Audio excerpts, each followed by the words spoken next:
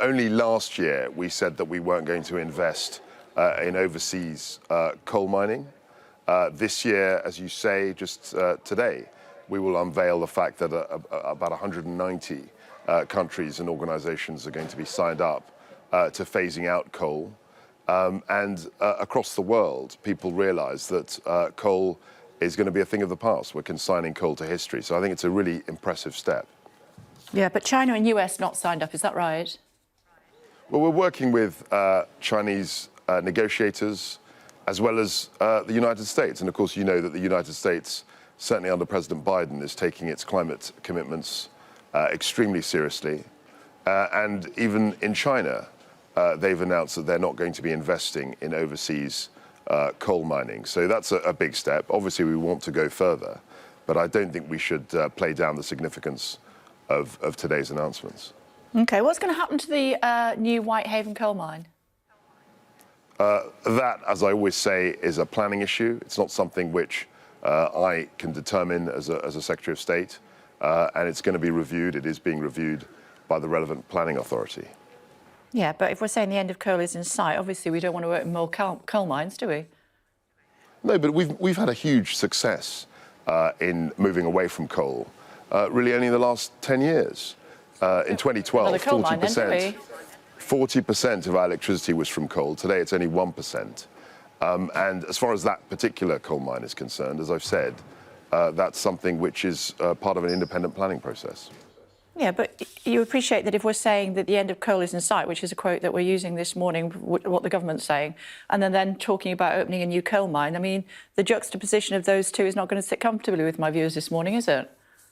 No, I understand your point, but as I keep saying, as far as the coal mine in Cumbria was concerned, that was a process that was started some years ago, and at the moment it's something that's an independent planning decision, and it would not be right for me as a minister to comment on the rights and wrongs of it.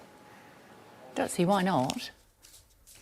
Well, it's an independent process. So what happens is that you have people like me, ministers, making political policy calls, and then if you have a planning situation, it often goes through the relevant planning authority, and if there's an appeal, that is an independent process. And at the moment, it's currently being investigated. So it wouldn't be right for me to say one way or the other what I think is going to happen. OK. So the government abides by independent process. A Tory MP is paid £500,000 by two companies to lobby on their behalf. He's found guilty because it's against the rules. He's suspended from Parliament for 30 days. The ruling Conservative Party, you guys, vote to change the rules. Why?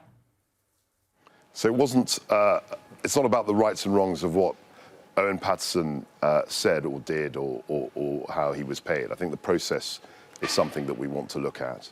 The fact is he had no right of appeal, and we feel that in terms of Parliament, people should have a right of appeal, as they do in most employments throughout this country. So as far as I know, because I've been here all week, as you appreciate, but as far as I know, and I've read the issue about the issue and been told about it, the vote yesterday was all about getting a proper process and getting some sort of right of appeal that MPs of all parties can rely on in a case like this. It's not about the rights and wrongs of what Owen did or didn't do.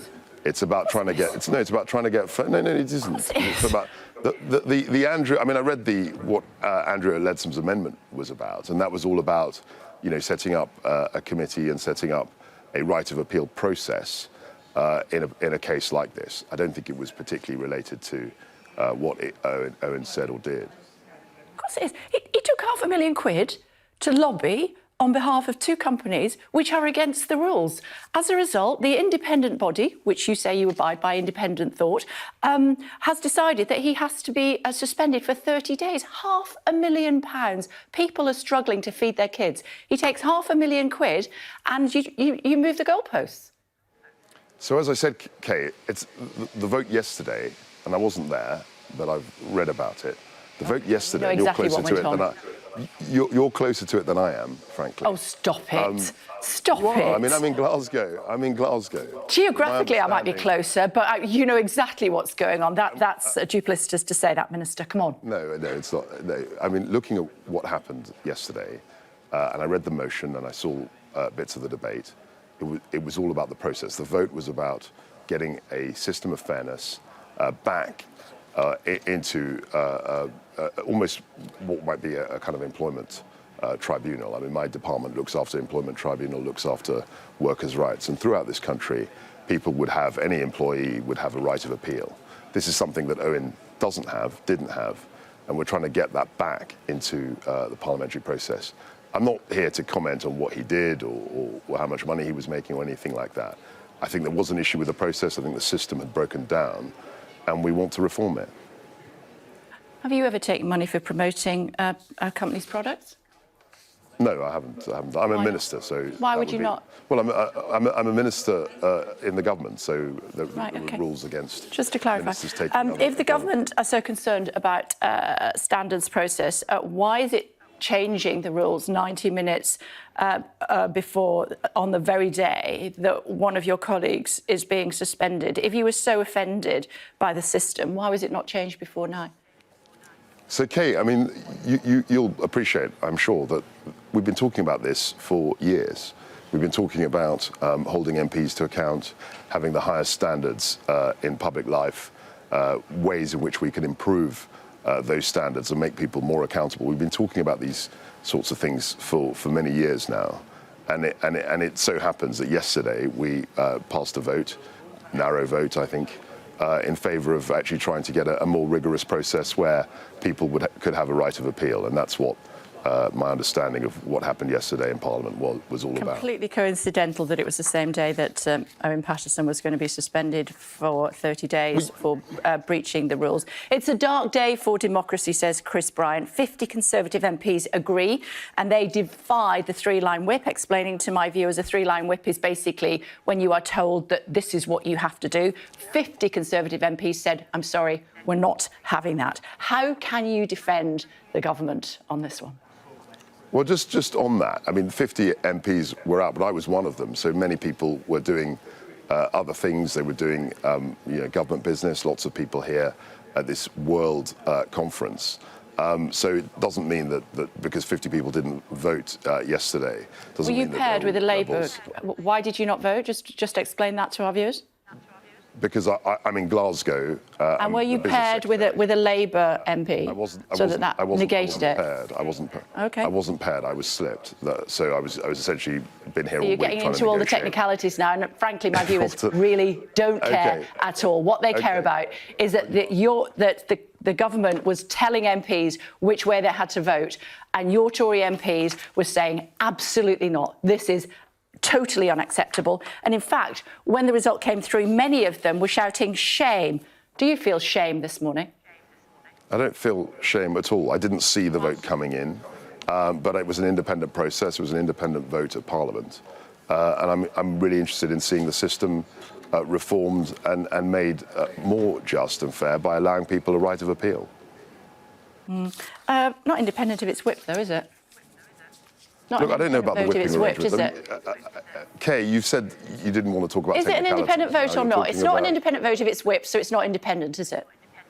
Well, as you said, lots of people didn't vote. Lots of people, a number of people voted against the government, and it was an express will of Parliament. We're getting down in the weeds, aren't we, here? The point is, this guy took £500,000 for lobbying people. He shouldn't have done it. He was told that he had to be suspended for 30 days. You moved the goalposts so he didn't have to. My viewers watching this morning will think, sleaze, sleaze, sleaze, sleaze, sleaze. They may do, but I don't think it's about that at all. I think it's about trying to make sure that someone who's been accused of something has a right of appeal. OK, new committee is what's being set up. Labour and the SNP on the previous committee so outraged as saying that they're not going to sit on this committee. It's just not something that they want to do. It's not the right way for democracy going forward. You're still going to go ahead with the committee? I think we want... I mean, that was what was expressed in the vote yesterday. You seem very I think there'll be this morning, I have to say. What? No, I think there was a vote yesterday. The House of Commons made its will expressed, and we feel that there needs to be a right of appeal for any MP from any party that was in the same situation who's been accused of really quite serious wrongdoing. Oh, it is serious wrongdoing. Yeah, but we've established that this is not about what he did or didn't do. It's about trying to get a fair process. As far as the public's concerned, it's about what he did and didn't do. He took £500,000 in order to influence the government, basically. That's what he did. And the Independent Commission said that's not acceptable. That's what my viewers are interested in this morning. Further, he then goes on to say, I'd do it again. Owen Paterson has a right, as anyone else does in any employment, to appeal against a sentence or any kind of judgment. In this instance, he didn't have that right of appeal. The vote yesterday was all about trying to get a fairer system in place. He said that the commissioner should resign. Do you think she should? I think it's difficult to see what the future of the commissioner is, given the fact that we're reviewing the process and we're overturning and trying to reform this whole process. But it's up to the commissioner to decide her position. So you think she should resign? All I've said is that we're trying to reform the process, and I think that's what I'm very focused on as a parliamentarian. You think she should review her position, I think is what you said. It's up to her to do that. I mean, it's up to anyone where they've made a judgment and people have sought to change that, to consider their position. That's a natural thing, but I'm not saying she should resign. Just before I let you go, what would you say to my viewers this morning who say, Tories with their noses in the trough again? I would say that in their employment, in their workplace, if they were accused of anything, they would expect a fair hearing, and also they would expect a right of appeal. And that all we're trying to do is to bring that into... Are you saying it wasn't a fair hearing? Westminster. Are you saying it wasn't a fair hearing? I'm saying that you would have a right of appeal, even if it was a fair hearing. They're entitled to a fair hearing. Are you saying it wasn't a fair hearing? You would, yeah. I'm saying that you're entitled to a fair hearing, and you're entitled to a right of appeal. He got a fair hearing, didn't he? Why was it not a fair hearing? Kay, what I'm trying to say is that he did not have a right of appeal. You accept that, and that's what I don't accept that. No, I don't accept that at all. I also am challenging you on whether you're saying it was a fair hearing, not a fair hearing. You know, it was a hearing that went on for a significant amount of time. We know that it went on a little longer than potentially it might have been because of sad personal circumstances that Mr. Paterson had to deal with. But he was able to speak to the hearing. There was an opportunity for written testimony from all sorts of witnesses. All of that was taken into account. And then the independent committee decided that on balance, he'd taken money that he shouldn't have taken, or certainly shouldn't have been campaigning for those businesses, given that he had taken money. And as a result, he needed to be suspended for 30 days. 90 minutes before that, the government decided that they're going to change the rules so that he doesn't have to be. Those are the headlines. So as I've said repeatedly on this programme, he did not have a right of appeal. And you've accepted that. And that's what the critical point is. And that's why the vote happened yesterday and it was passed. And you're completely comfortable with that decision this morning, Minister? You're completely comfortable with that? I'm comfortable with the vote in the House of Commons, because that's how parliamentary democracy works. OK. I think you might be asked this a few times this morning, so I better let you go. Thank you very much indeed for joining us on the programme this morning.